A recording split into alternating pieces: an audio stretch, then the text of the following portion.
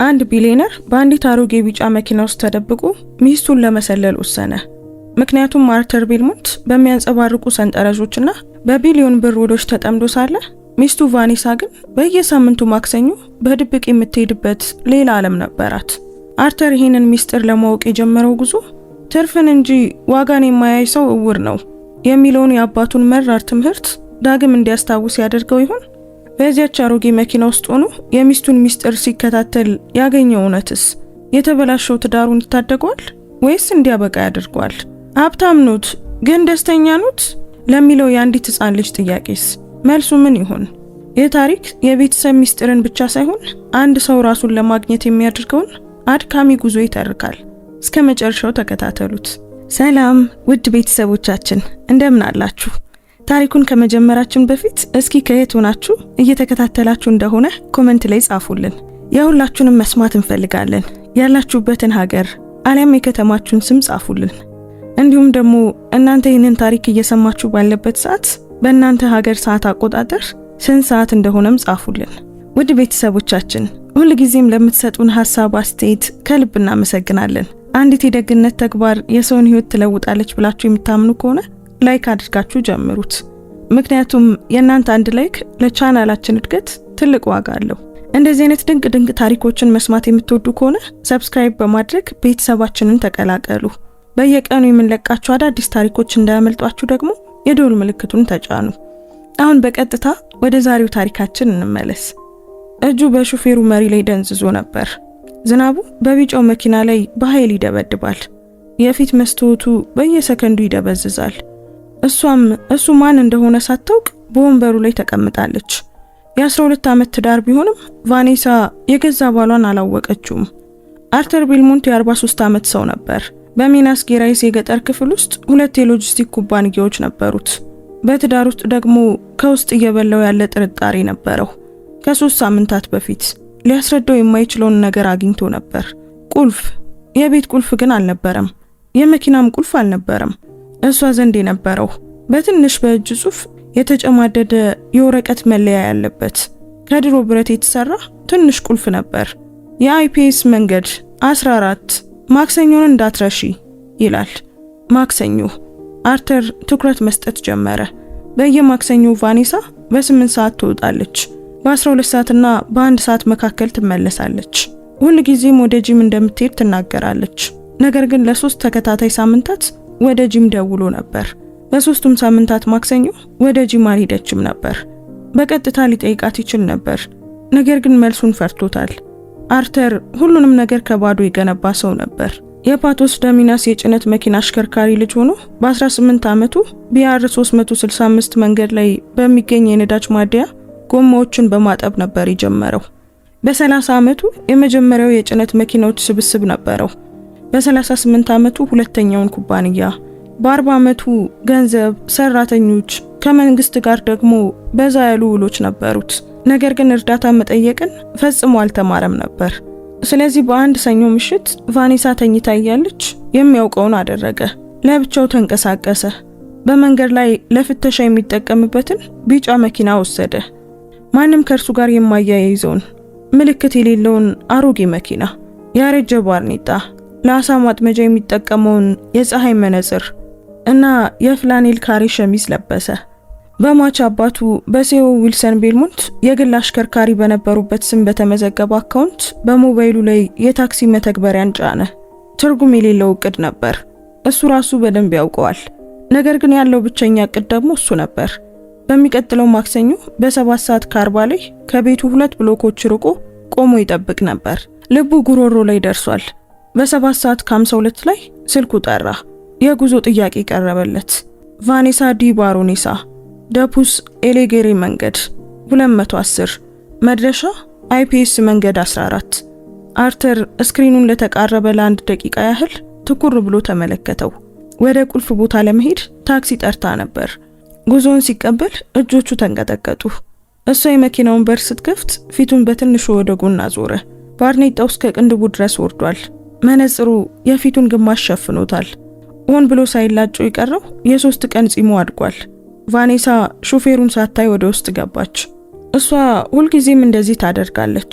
እሱ በደንብ ያውቃል። ትገባለች፣ ስልኩን ታያለች፣ መንገዱን ታረጋግጣለች እና በገዛ ዓለሟ ውስጥ ትቆያለች። በትዕቢት ሳይሆን እንዲሁ ባህሪዋ ሆኖ ነው። ከማታውቃቸው ሰዎች ጋር አይናፋር ናት። ሰላም ዋሉ አለች የስልኳን ስክሪን እያየች። ደህና ነኝ፣ እንዴት ዋሉ እመቤት? አርተር መለሰ። ድምፁን በትንሹ አጎርንኑ ነበር። እሷ ሌላ ምንም መልስ አልሰጠችም። ትንፋሹን በጥልቀት ወስዶ መኪናውን አስነሳው። ለ4 ደቂቃዎች ያህል አንዳቸውም ምንም አላወሩም። ዝናቡ በቀስታ ጀመረ። ያ ንጹህ የሚመስለውና ሁሉንም ነገር የሚያደበዝዘው የሚናስ ቀጭን ካፊያ። አርተር የፊት መስታወት ማጽጃውን አበራ። መታታዊው ድምፅ ዝምታውን ሞላው።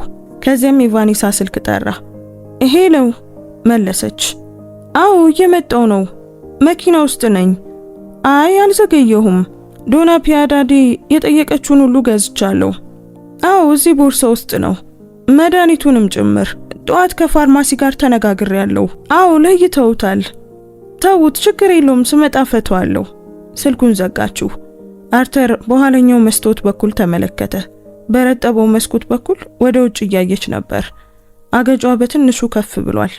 እሱ የሚያውቀው የአገላለጽ ጭንቀት አልነበረም፣ ይልቁኑ ቁርጠኝነት ነበር። ዶና ፒያዴዴ ማን ናት? የአይፒኤስ መንገድ አርተር በስም የሚያውቀው ነገር ግን በመኪና ገብቶበት የማያውቀው ሰፈር ነበር።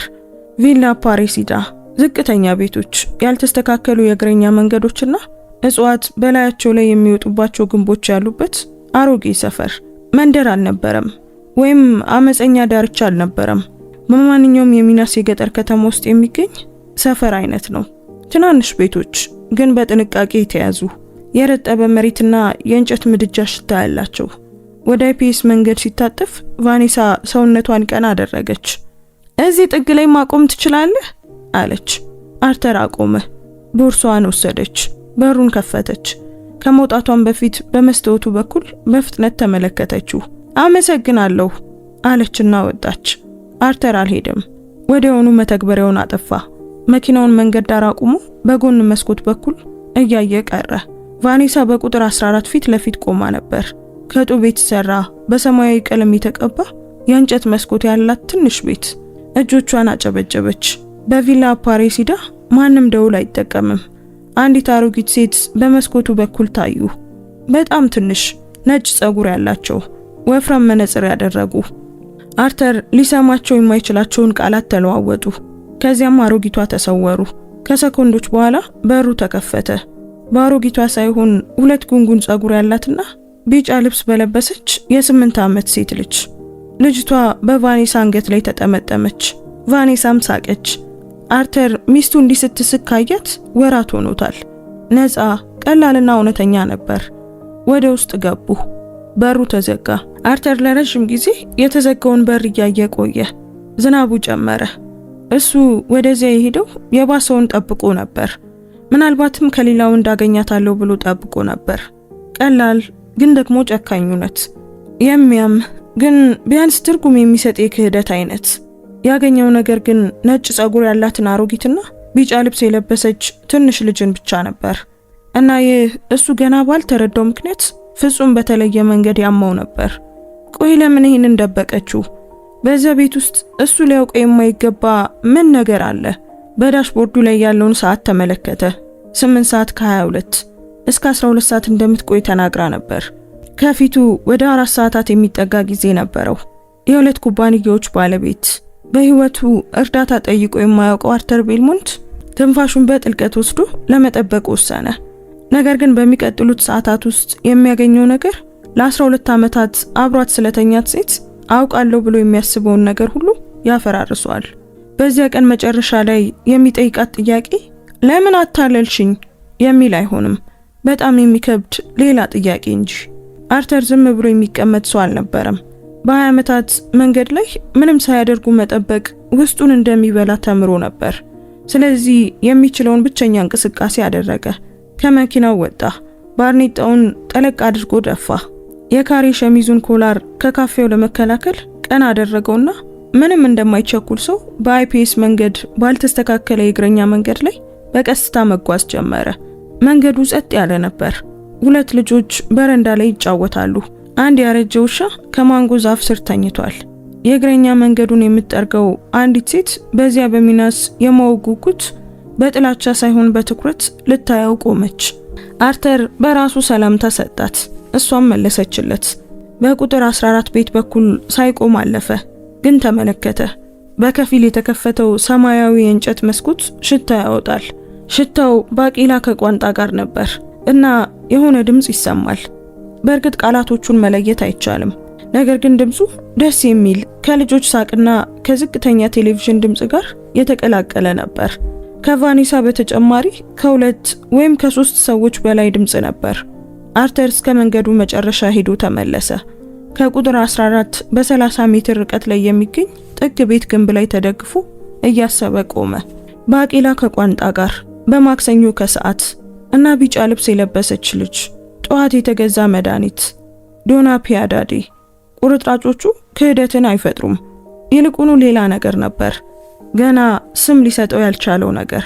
ከ40 ደቂቃዎች በኋላ የቁጥር 14 በር ተከፈተ። አንዲት ወጣት ሴት ወጣች፣ 25 ዓመት ገደማ፣ ጸጉሯ የታሰረ፣ የሥራ አፕሮን ወገቧ ላይ ያደረገች።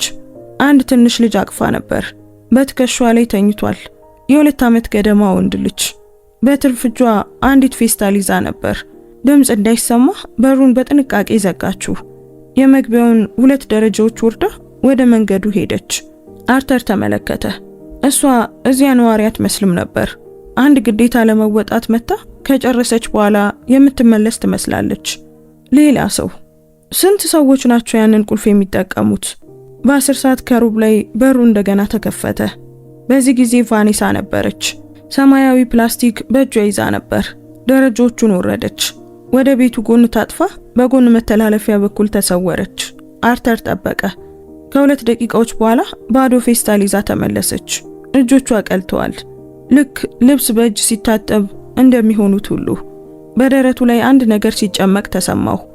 ቫኔሳ ቤት ውስጥ የገዛ ሳህኗን እንኳን አታጥብም ነበር። በስንፍና ሳይሆን በምርጫ ነበር። ተግባራትን ለመጋራት ተስማምተው ነበር። እሷ ሂሳቦችን፣ የቤት ዝግጅቶችን፣ ቀጠሮችን ትይዛለች። ፈጽሞ በቤት ውስጥ ስራዎች ውስጥ አልነበረችም። አሁን እዛ ፈጽሞ በማያውቀው ቤት የጎን መተላለፊያ ውስጥ ልብስ አጥባ እጆቿ ቀልተው ነበር። ቆይ ለምን? በ11 ሰዓት ካፊያው ወደ እውነተኛ ዝናብ ተቀየረ። አርተር እርጥብ ሆኖ ነበር። በ200 ሜትር ርቀት ላይ ከሚገኝ ትንሽ መጠጥ ቤት አንድ ሲኒ ቡና ገዝቶ ነበር። 3 የፕላስቲክ ጠረጴዛዎችና በግድግዳው ላይ የእግር ኳስ ቡድን ፖስተር ያለበት ቦታ። ባለቤቱ ከዚህ አይደለህም በሚል ገጽታ አየው እንጂ ምንም አላለውም። በሚናስ ቡና ለመቅዳት ወሬ አያስፈልግም። በሩ ላይ ተደግፎ ቆሞ ወደ መንገዱ እያየ ጠጣ። ያኔ ነበር አንድ ሰው ወደ መጠጥ ቤቱ የገባው። 50 ዓመት ገደማ የሚሆነው ሰው፣ ያረጀ ሱሪ፣ ኮላሩ የተከፈተ ሸሚዝ እና ሽበት ያለው ሰው። ጥግ ላይ ካለው ጠረጴዛ ተቀመጠ። ውሃና የተጠበሰ ዳቦ አዘዘ። የመጠጥ ቤቱ ባለቤት በሚያውቀው ሁኔታ ሰላም አለው። ሶ ፈርሚኖ፣ ዛሬ ዘገዩ። በመጀመሪያ ወደ ፋርማሲ ሄጄ ነበር፣ ሰውየው በደከመ ድምጽ መለሰ። ያቺ ወጣት ቀድማ ቤት ደርሳለች? አላውቅም፣ እኔ እዚሁ ካለው ቆይቻለሁ። እሺ ሲል ተነፈሰ። እናቴ ከቀኑ 6 ሰዓት ጀምሮ ስትጠብቃት ነበር። አርተር ሰውየውን ተመለከተ። እናቴ ዶና ፒያዳዴን መሆን አለበት። ቁጥር 14። ቁርጥራጮቹ መገጣጠም ጀመሩ። ነገር ግን ከመልሶቹ ይልቅ ብዙ ጥያቄዎችን በሚፈጥር መንገድ ነበር። አርተር ሳያውቀው ሁለተኛውን ቡና ጠጣ። ሲዮ ፈርሚኖ ዳቦውን በዝምታ በላ። ብቻውን መሆንን የለመደ ሰው ይመስላል። ማንም የማያየውን ኃላፊነት እንደሚሸከም ሰው በትከሻው ላይ ያሸክም ነበረበት። ከጥቂት ጊዜ በኋላ ስልኩን ከኪሱ አወጣ። ስክሪኑን አየ። ሳይደውል መልሶ ከተተው። እርሶ የአይፒኤስ መንገድ ነዋሪ ኖት? ሲል አርተር ሳያስበው ጠየቀ። ሰውየውም አየው። አዎ ነኝ። ምን ነው? በዚያ መንገድ የሚከራይ ቤት እየፈለኩ ስለሆነ ነው ሲል አርተር ሲያስፈልገው ብቻ እንደሚዋሽ ሰው በተፈጥሯዊ ሁኔታ ቀጠፈ። አንድ ሰው ይህን አካባቢ ጠቁሞኝ ነበር። ሲዮ ፈርሚኖ ትከሻውን አዝናና። ጥሩ መንገድ ነው፣ ጸጥ ያለ።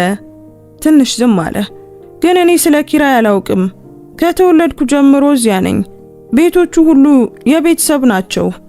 ቆንጆ መንደር ነበር። ለራሱ በሚመስል ሁኔታ በዝቅተኛ ድምጽ ተናገረ። እናቴ ከመታመሟ በፊት የእግረኛ መንገዱን የአትክልት ቦታ ትንከባከብ ነበር። ሁልጊዜም አበባ ነበረው። አሁን ግን እኔ ብቻዬን ሁሉንም ነገር መቋቋም አልቻልኩም። ከታመሙ ቆይቷል ሲል አርተር በጥንቃቄ ጠየቀ። 2 ዓመት። ሴዮ ፈርሚኖ የወረቀት ናፕኪኑን ሳያስፈልገው በጥንቃቄ አጠፈው። ስትሮክ ሆና ቀኝ ጎኗ ደነዘዘ። ትናገራለች፣ ታያለች፣ ሁሉንም ነገር ትረዳለች፣ ግን በትክክል አትራመድም። ነገሮችን ለብቻዋ ማድረግ አትችልም። አርተር በእጁ ያለውን ቀዝቃዛ ቡና ተመለከተ። የሚረዳው ሰው አለ? ሰውየው በንዴት ሳይሆን በድካም ብቻ በሆነ እይታ አየው። አለ። እንግዳ የሆነ ዝምታ ሰፈነ። አንዲት ወጣት አለች። እዚህ በየማክሰኞ ትመጣለች። አንዳንዴ እኔ እንኳን ሳልጠይቅ መድኃኒቶችን ትልካለች። እናቴን ልክ እንደ ቤተሰብ ነው የምትንከባከበው። ጥሩ ነው አለ አርተር። አዎ። ሴዮ ፈርሚኖ ተነሳ። መልሱን ሳይጠብቅ ገንዘቡን ጠረጴዛው ላይ ትቶ ወጣ። ችግሩ ግን ሙሉ ስሟን እንኳን በትክክል አላውቅም። እሷ አትፈቅድም። ምስጋና አያስፈልግም፣ እኔ ስለምፈልግ ብቻ ነው የማደርገው ትላለች። ባርኔጣውን አደረገ። እንደዚህ ያለ ሰው ብርቅ ነው። ለመጠጥ ቤቱ ባለቤት በራሱ ሰላምታ ሰጠ። ደህና ዋሉ ብሎ ወጣ። አርተር ባዶ ሲኒ በእጁ ይዞ ቆመ። የመጠጥ ቤቱ ባለቤት ሳይቸኩል የሲዮ ፈርሚኖን ጠረጴዛ አጸዳ። የዶና ፒያዳዴ ልጅ ነው አለ ሳይጠየቅ፣ ግልጽ የሆነውን ነገር በሚናስ ዘይቤ እየገለጸ።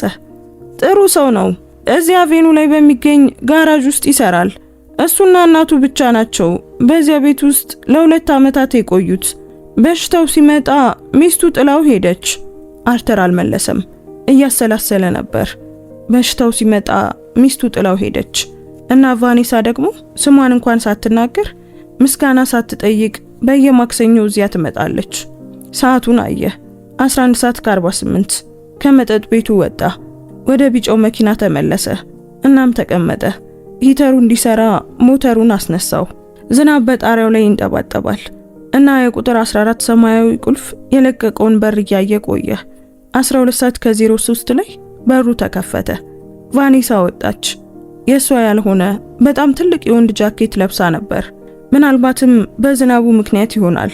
ቦርሷን በትከሻዋ ላይ አንጠልጥላ ደረጃው ላይ ቆማ ወደ ሰማዩ አየች። ከዚያም በስልኳ መተግበሪያውን ከፈተች። የአርተር ስልክ ዳሽቦርዱ ላይ ተንቀጠቀጠ። የጉዞ ጥያቄ ቀረበ። ቫኔሳ ዲ የአይፒኤስ መንገድ 14 መድረሻ ባሪዮኔሳ ደፑሶ አላጌሪ መንገድ 210 ወደ ቤት። አርተር ስልኩን ተመለከተና ጉዞውን ተቀበለ። በሩን ከፍታ ወደ መኪናው ስትገባ የዝናብና የሳሙና ሽታ ይዛ ነበር። ልቡ በኃይል ሲመታ ተሰማው። በዚህ ጊዜ ለ10 ደቂቃ ከጎኑ ትቀመጣለች። በዚህ ጊዜ ምናልባትም ይረዳ ይሆናል፣ ወይም ምናልባት ሁሉንም ነገር የሚቀይረውን ነገር ትናገር ይሆናል።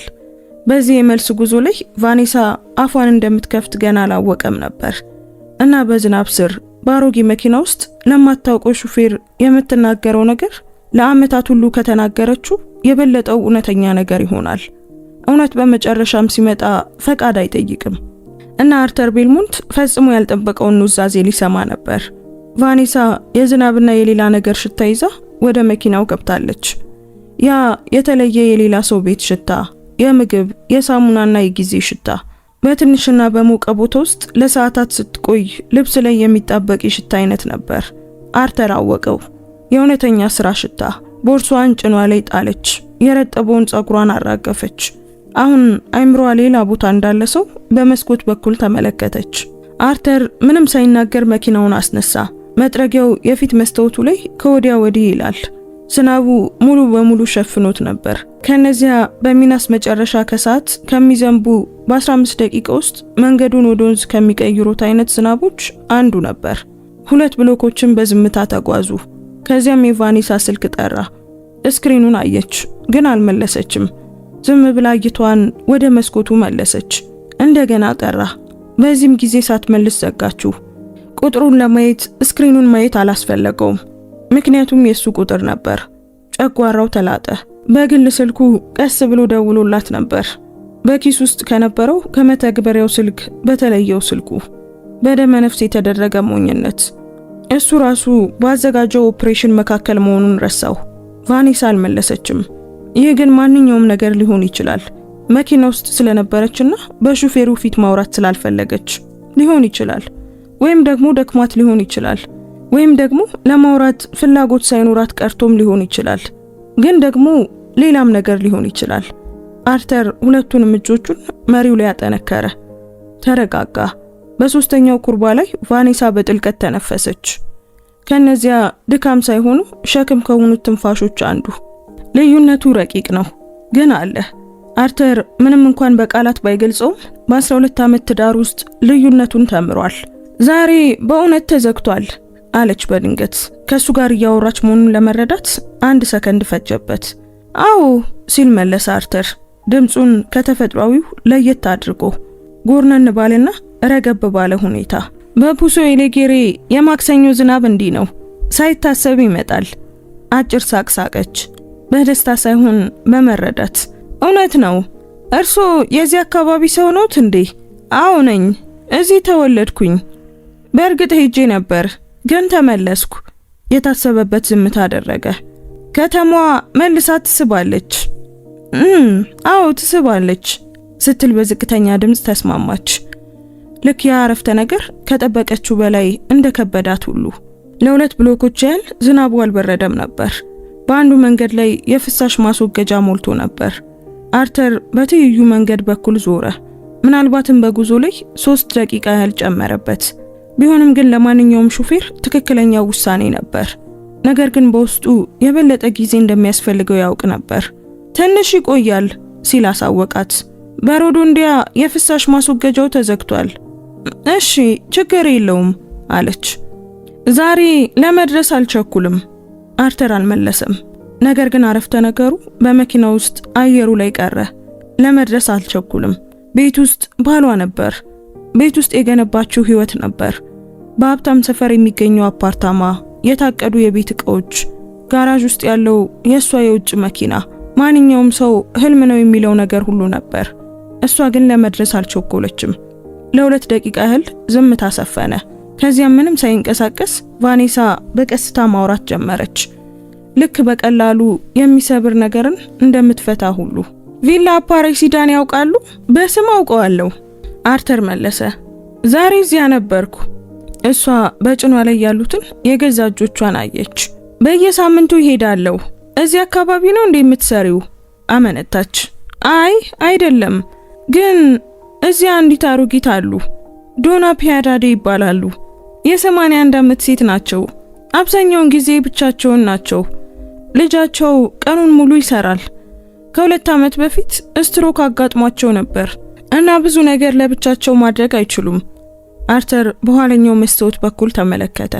ፊቷ ቁም ነገረኛ ነበር። አልተሸማቀቀችም። እና እርሱ ይረዷቸዋል ሲል በጥንቃቄ ጠየቃት። በየማክሰኞ ላፍታ ቆመች። መድኃኒት፣ ምግብ፣ አንዳንዴም የሚታጠብ ልብስ ወስዳለሁ።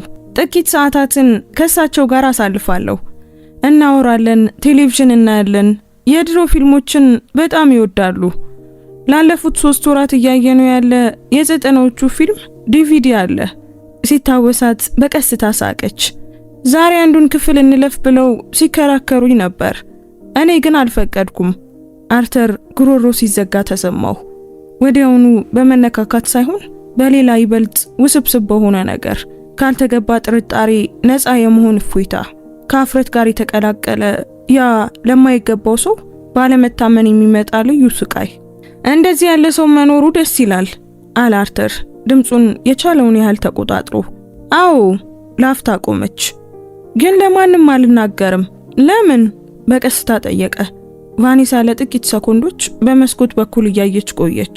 ምክንያቱም ለሰዎች ስትናገር ነገሩ ስለሚቀየር አለች። ስለዚህ ጉዳይ ብዙ ጊዜ እንዳሰበችበት በሚያስታውቅ እርግጠኛነት። ሰዎች ጥሩ ነው ይላሉ፣ በሶሻል ሚዲያ ምናልባትም ያጋሩታል። ከዚያም ነገሩ ስለሳቸው መሆኑ ቀርቶ ስለኔ ይሆናል። ዝምታ።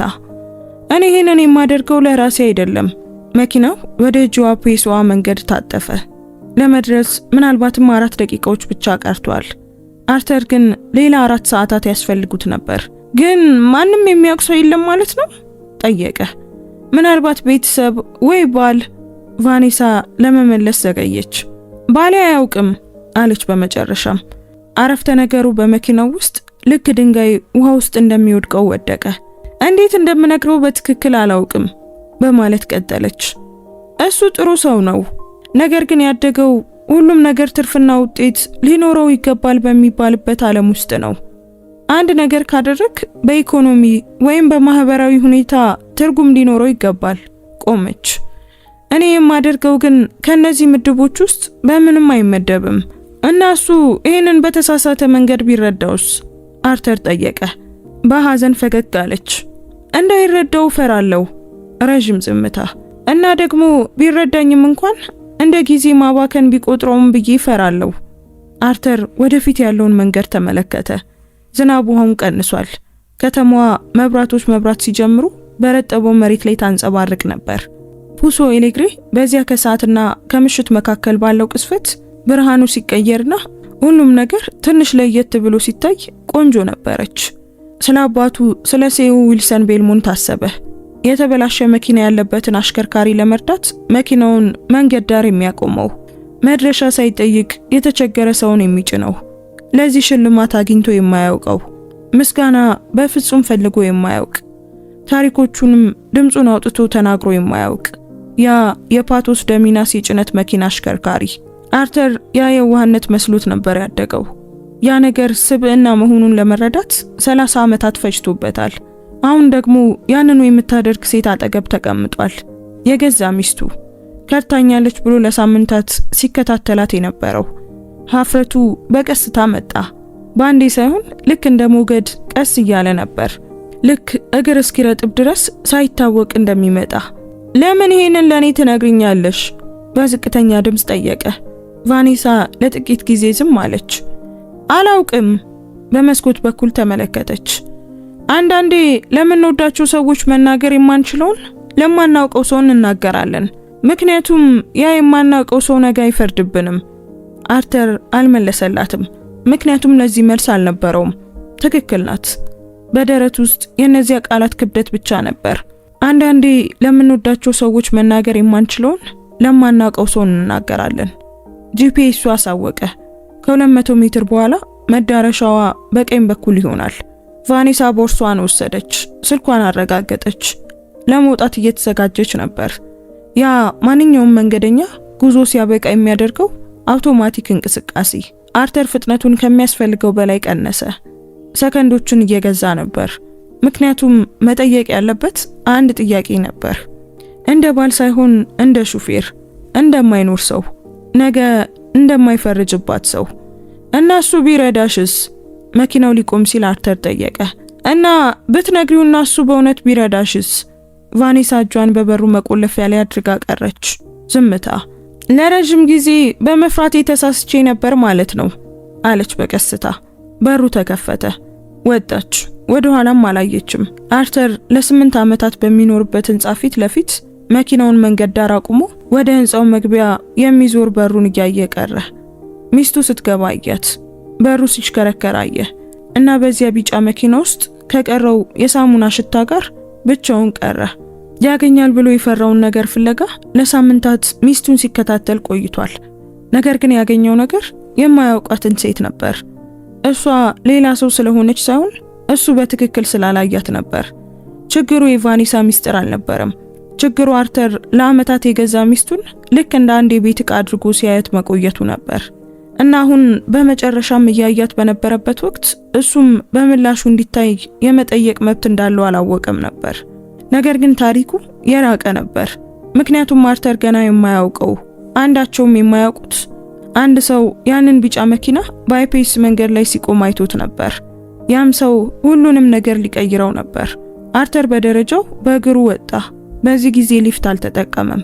የአፓርታማውን በር ከመክፈቱ በፊት ለመረጋጋት አራቱንም ደረጃዎች በእግሩ መውጣት ነበረበት። ቁጣ እንኳን አልነበረም። ሀፍረት። አዎ ሀፍረት እየተሰማው ነበር። ግን ከዚህ በታች ሌላ ነገርም ነበር። ገና ስም ሊሰጠው ያልቻለው ነገር፣ በአይምሮ ለገነባውና ለሌላው የታሪክ ስሪት እንደማዘን ያለ ነገር። ለ3 ሳምንታት የባሰውን ሲያስብ ቆይቷል። እቅድ አውጥቶ ነበር። መለወጫ ልብስ ገዝቶ ነበር። የገዛ ሚስቱን ዋሽቷል። ልክ እንደ ርካሽ መርማሪ እያንዳንዱን እርምጃዋን ተከታትሏል። ያገኘው ነገር ግን የድሮ ፊልም የምታይ የ81 ዓመት አሮጊትን ብቻ ነበር። በሶስተኛው ፎቅ ላይ ቆመ። እጆቹን በጉልበቱ ላይ ያሳረፈ። በአካላዊ ድካም ሳይሆን መቼ መጠራጠር እንደጀመረ ለማስታወስ እየሞከረ ነበር። ከቁልፉ በፊት ለመጨረሻ ጊዜ ቫኔሳን እንዴት እንደሆነች በትክክል የጠየቃት መቼ ነበር? በመተላለፊያ መንገድ ላይ በሚደረግ የሁሉም ሰው ሰላም ነው አይነት ሳይሆን፣ በስብሰባዎች መካከልም ሳይሆን፣ በትክክል ተቀምጦ አይን አይኗን እያየ ማስታወስ አልቻለም። የአፓርታማውን በር በመደበኛ ቁልፍ ከፈተ። ቫኔሳ ወጥ ቤት ውስጥ ጀርባዋን ሰታ ምድጃው ላይ የሆነ ነገር እያማሰለች ነበር። ልብሷን ቀይራለች። ግራጫ ሱሪና የድሮ ቲሸርት ለብሳለች። ጸጉሯ አሁንም እርጥብ ነበር። እሱ በጣም የሚወዳት የሷ ስሪት ያ ነበረች። የውጭ ልብስ የሌላት፣ የሥራ ስሜት የሌለባት።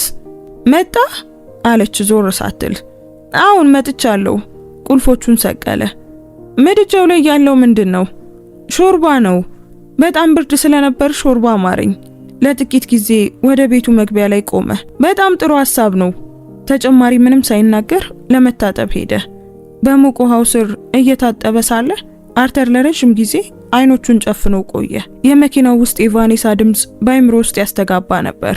አንዳንዴ ለምንወዳቸው መናገር የማንችለውን ለማናውቀው ሰው እንናገራለን። ባይረዳኝስ ብዬ እፈራለሁ። ቢረዳኝ እንኳን ጊዜ እንደማባከን ሊቆጥረው ይችላል ብዬ እሰጋለሁ።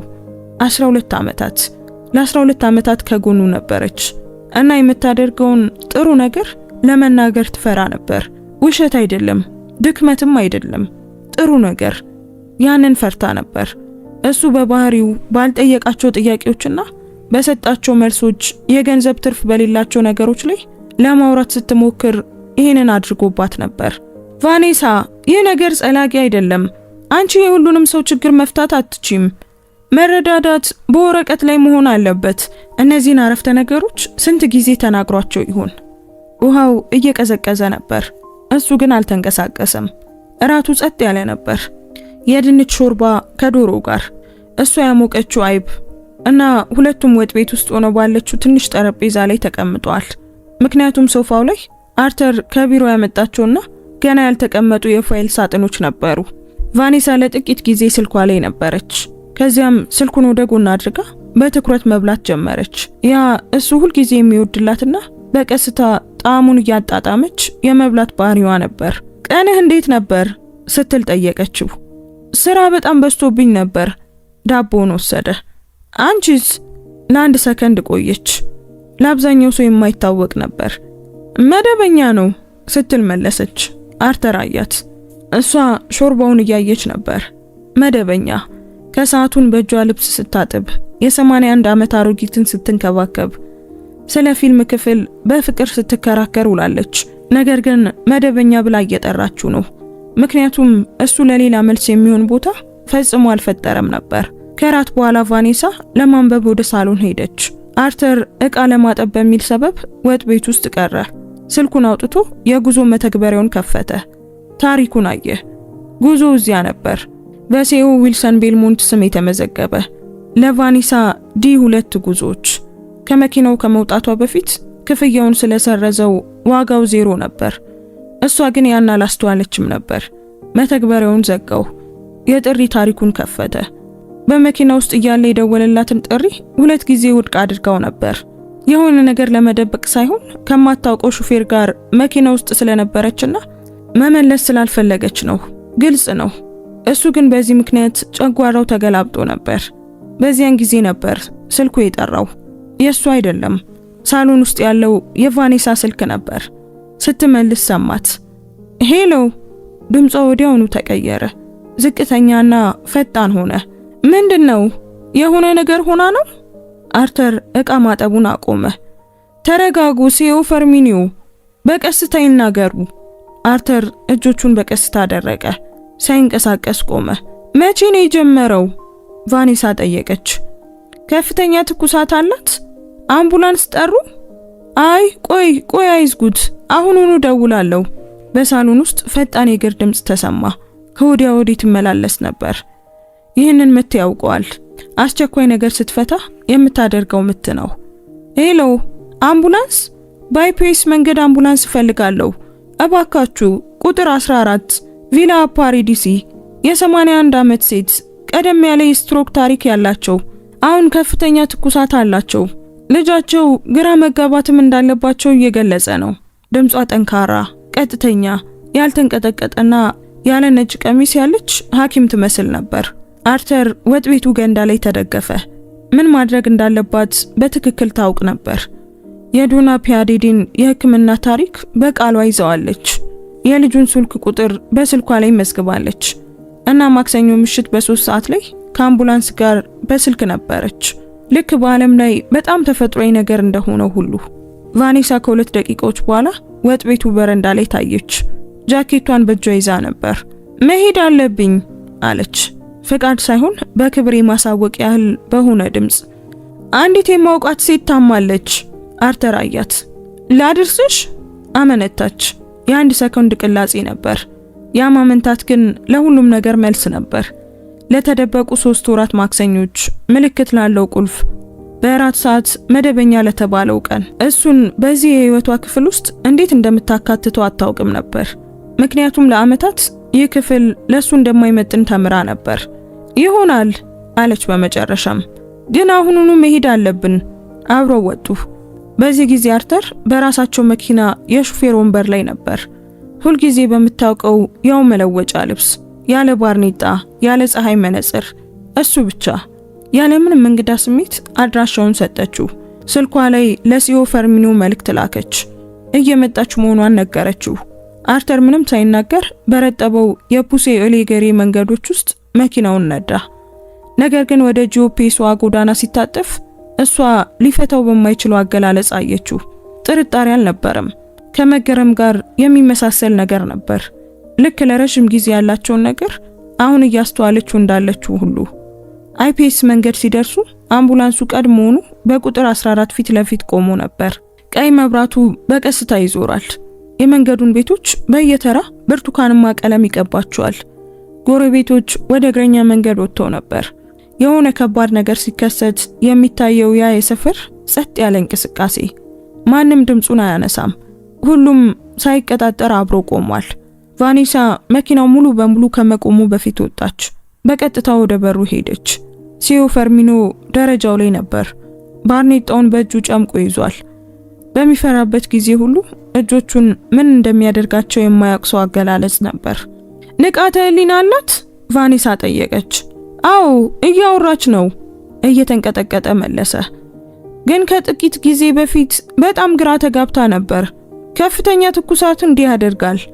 እጇን ለሰከንድ እጁ ላይ አሳረፈች። ፈጣን ግን ደግሞ ጠንካራ። ደህና ትሆናለች። ወደ ቤት ገባች። አርተር ከሰዓታት በፊት ሲሰልል በነበረበት በዚያው የአይፒሲ መንገድ እግረኛ መንገድ ላይ ቆሞ ቀረ።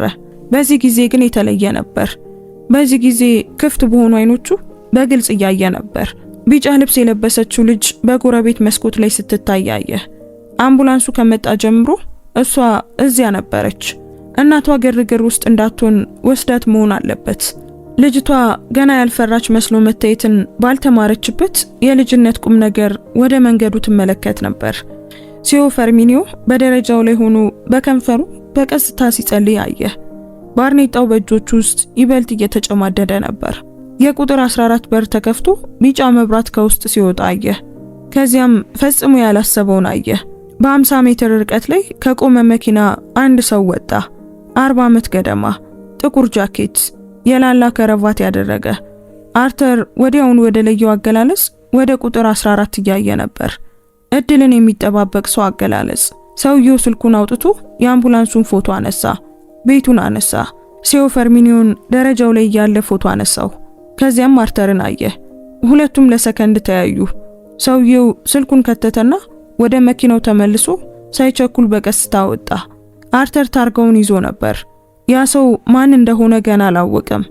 ነገር ግን ህይወቱን በመንገድ ላይ ሁኔታዎችን በማንበብ እንዳሳለፈ ሰው እርግጠኛነት ያ ሰው እዚያ የተገኘው በአጋጣሚ እንዳልነበርና የቫኔሳ ችግር ከተደበቀ ማክሰኞ ከሰዓት በላይ ትልቅ እንደሆነ አወቀ። በቤት ውስጥ ዶና ፒያዳዲ ለመተንፈስ እንደተቸገረችና ቫኔሳ እጇን ይዛ ያለች፣ በውጭ ግን አንድ ሰው ሁሉንም ነገር ፎቶ አንስቶ ነበር። እና ስለሚስቱ መልስ ፈልጎ ወደዚያ መንገድ የመጣው አርተር ቤልሞንት እና የተሳሳተ ጥያቄ ዋጋ የሌለውን ነገር ሊያስከፍለው እንደነበር ሊረዳ ነበር። አርተር በዚያ ምሽት ጥቂት ነው የተኛው።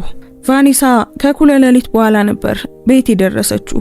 ዶና ፒያዲዲ በሽንት ቧንቧ ኢንፌክሽን ምክንያት በደረሰ ከፍተኛ ትኩሳት በሆስፒታል እንድትረጋጋ ተደርጓል። በአረጋውያን ዘንድ የተለመደና በጊዜ ካልታከመ ግን አደገኛ ነገር ነበር።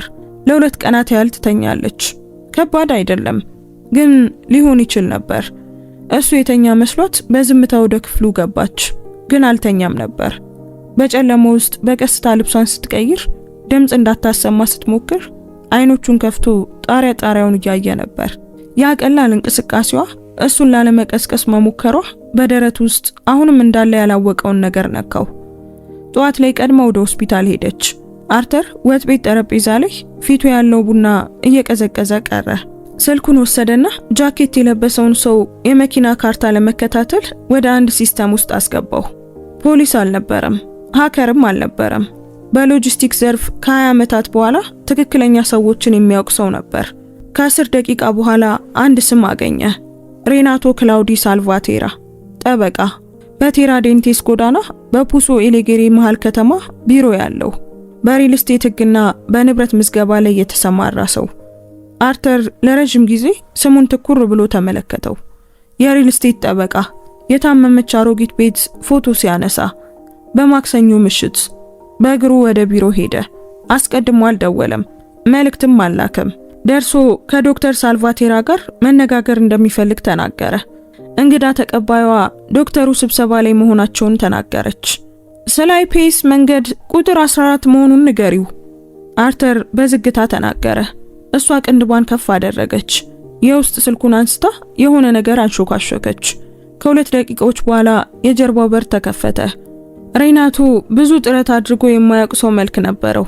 በደንብ የበላ፣ በደንብ የለበሰ፣ በትክክለኛው ከተማ ውስጥ ትክክለኛው የአያት ስም ከመኖሩ የሚመጣ አይነት በራስ መተማመን ያለው፣ ጥቁር ጸጉር፣ በደንብ የተበጠረ፣ የፊት ጥርሱ ከሌላው በትንሹ የሚበልጥ፣ ከማንኛውም ቃል በፊት የበላይነትን ለመመስረት ከሚጥሩት አይነት በጣም ጠንካራ የእጅ መጨባበጥ። እባክዎን መቀመጥ ይችላሉ አለ፣ ከጠረጴዛው ፊት ያለውን ወንበር እያመላከተ። አርተር ተቀመጠ። እርሱ ያውቁኛል? ጠበቃው በቀጥታ ጠየቀ። አይ አላውቁትም፣ ግን ትላንት ማታ ቪላ ፓሪሲዲ ውስጥ አይቻለሁ። ጠበቃው አይኑን አላርገበገበም። በተለያዩ የከተማው ሰፈሮች ውስጥ ደንበኞች አሉኝ። በእርግጥ አርተር እጆቹን ጠረጴዛው ላይ አጣመረ። ከመካከላቸው በአይፒኤስ መንገድ ቁጥር 14 የሚኖረው የትኛው ነው? ዝምታ ሰፈነ። ጠበቃው ወንበሩ ላይ ተደገፈ። እጆቹን አጣመረና በጣም በትህትና የማይመች ነገር ሊናገር ያለ ሰው አቋም ያዘ። በዚያ ንብረት ላይ ያለውት ፍላጎት ምን እንደሆነ ልጠይቅ እችላለሁ? ይቻላል አለ አርተር። ግን መጀመሪያ እርሱ ይመልሱልኝ። ጠበቃው ለጥቂት ጊዜ አጠናው። ከዚያም ጊዜ ለማግኘት በሚጠቀምበት አይነት ትክክለኛ እንቅስቃሴ ጠረጴዛው ላይ ያለውን ፎልደር ከፈተ። ደንበኛዬ በቪላ ፓሪሲዳ ውስጥ ያሉ አንዳንድ ንብረቶችን የመግዛት ፍላጎት አለው አለ፣ እያንዳንዱን ቃል እየመረጠ። አካባቢው ዋጋው እየጨመረ ነው። በማዘጋጃ ቤቱ የጸደቀ የመንገድ ጥገና ፕሮጀክት፣ የንግድ ጎዳና መስፋፋትም አለ። አሁን የሚገዛ በደንብ ይገዛል እና ዶና ፒያዲዲ መሸጥ ይፈልጋሉ። መጠነኛ ቆይታ። ገና መደበኛ የዋጋ ማቅረቢያ አልቀረበም። ግን እርሶ ትላንት እሳቸው በአምቡላንስ እየተወሰዱ ሳለ እዚያ ሆነው ፎቶ እያነሱ ነበር። ጠበቃው ወዲያውኑ አልመለሰም። ሲናገር ድምፁ የነበረውን ጨዋነት በተወሰነ ሁኔታ አጥቶ ነበር። የሪል ስቴት ገበያ የሥራ ሰዓት የለውም ሚስተር ቤልሞንት። አርተር ቤልሞንት። ስሙ ትንሽ ቢሆንም ግልጽ የሆነ ውጤት አሳየ። የፊት ገጽታው ላይ መጠነኛ ለውጥ ታየ። በፑሶ ኤሌጌሪ ውስጥ የቤልሞንት ስም ክብደት ነበረው። የሎጂስቲክ ኩባንያዎች ውሎች፣ የሚያውቃቸው ሰዎች። ሚስተር ቤልሞንት። ጠበቃው ፎልደሩን ዘጋው። በሙሉ አክብሮት፣ ጉዳዩ የሚመለከታት ሴት የንብረቱ ባለቤት ናቸው። የዋጋ ማቅረቢያ የሚቀበልና ምን እንደሚያደርጉበት የመወሰን ሙሉ መብት አላቸው። ይህ ሙሉ በሙሉ ህጋዊ ሂደት ነው። ይህንን የዋጋ ማቅረቢያ መቼ ነው የሚቀበሉት? ለመነጋገር በሚችሉበት ሁኔታ ላይ ሲሆኑ። አሁን ከሆስፒታል መውጣታቸው ነው። አውቃለሁ። ምንም የተረበሸ አይመስልም ነበር። ስለዚህ ተገቢውን ጊዜ እንጠብቃለን። አርተር ተነሳ። በቁጣ ሳይሆን ሁኔታው ግልጽነት እንጂ ሙቀቱን በማይፈልግበት ጊዜ ከመንገድ ላይ ከተማረው አይነት ቅዝቃዜ ጋር ነበር። አንድ ነገር ልንገርህ አለ ጠረጴዛው ፊት ለፊት ቆሞ። እንደዚህ ያሉ የንግድ አይነቶችን አውቃለሁ። የተዳከመ ቤተሰብ፣ የታመመ አረጋዊ፣ ብቻውን ያለ ወራሽ፣ ያለ ህጋዊ ምክር፣ ለጋስ የሚመስል ግን ከእውነተኛ ዋጋ ግማሽ የሆነ የዋጋ ማቅረቢያ፣ ሌላ ሰው በሁለተኛ አስተያየት ሳይመጣ በፊት ፈጣን ፊርማ። ጠበቃው የሚያረጋግጥም ሆነ የሚክድ በማይመስል አገላለጽ አየው። ፈጠራ የታከለበት አስተሳሰብ አሉት። 20 ዓመታትን በመንገድ ላይ አሳልፌያለሁ አርተር መለሰ። እና ሂደቱን የሚገታ ሰው በማይኖርበት ጊዜ ይህ ታሪክ እንዴት እንደሚጠናቀቅ በትክክል አውቃለሁ። ጠረጴዛው ጠርዝ ላይ ካለው መያዣ ውስጥ የጠበቃውን የቢዝነስ ካርድ ወስዶ ኪሱ ውስጥ ከተተው። ደህና ዋል። እርምጃው ሳይፈጥን ወጣ። በቴራዴንቴስ ጎዳና ላይ የእግረኛ መንገድ ላይ ፀሐዩ በኃይል ያቃጥላል። የትላንት ምሽቱ ቅዝቃዜ ከዝናቡ ጋር አብሮ ሄዷል። አሁን ከ20 ደቂቃ በኋላ ከንፈርን የሚያደርቅ የሚናስ ግዛት የውስጥ ክፍል ደረቅ ሙቀት ነበር። አርተር በአንድ የፓርክ ወንበር ላይ ተቀመጠ። ለጥቂት ጊዜ የጎዳናውን እንቅስቃሴ ሲመለከት ቆየ። የደረሰበት ነገር ስለ ቫኔሳ ሳይሆን ቫኔሳ ሳታውቅ መሃል ላይ ስለገባችበት ነገር ነበር። ዶና ፒያዴዴና ሲዮ ፈርሚኒዮ ጠበቃውና ደንበኛው የሚፈልጓቸው አይነት ቤተሰቦች ነበሩ። የቆዩ ባለቤቶች፣ አማካሪ የሌላቸው፣ ጠበቃ ለመቅጠር ምንም አይነት ገንዘብ የሌላቸው፣ በጥሩ ወረቀት ተጠቅልሎ የሚመጣን የዋጋ ማቅረቢያ ለመጠራጠር አቅም የሌላቸው እና ቫኔሳ ደግሞ በየማክሰኞ እዚያ ትገኝ ነበር። የምትንከባከበው ቤት ሊቀማት በሚፈልግ ሰው እየተቃኘ መሆኑን አላወቀችም። ወደ ቢሮ ደወለ። ወደሱ ቢሮ ሳይሆን ለ8 ዓመታት ከሎጂስቲክ ኩባንያው ጋር አብሮ ለሚሰራው ለሚያውቀው ምርጥ የሪል ስቴት ጠበቃ ለፍራንክሊን ስተርሊንግ ደወለ። ፍራንክሊን እባክህ ውለታህን እፈልጋለሁ። ምንድነው? ተናገር። ቪላ ፓሪሲዳ ውስጥ አንድ ቤተሰብ አለ። አረጋዊ፣ የጤና ሁኔታቸው የተቃወሰ ነው። ህጋዊ ምክር የሌለው ሰራተኛ ልጅ አላቸው። አንድ ሰው አይኑን ንብረታቸው ላይ ጥሏል። የሚፈረም ሰነድ ቢመጣ በተጠንቀቅ እንድትጠባበቅልኝ እፈልጋለሁ። በሌላ በኩል ያለው ጠበቃ ማን ነው? ሬናቶ ክላውዲዮ ሳልቫቴራ።